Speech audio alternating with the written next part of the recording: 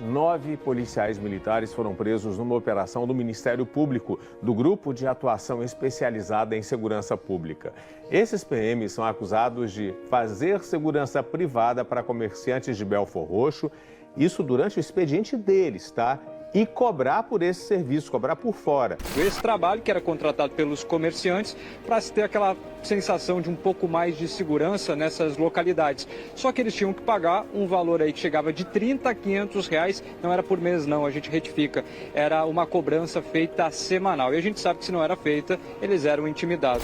Policiais militares que ora exigiam, ora aceitavam, ora solicitavam valores em espécie de comerciantes dos mais variados ramos de comércio, para que ali exercessem uma segurança de forma privilegiada e privada, segurança essa que é pública, gratuita.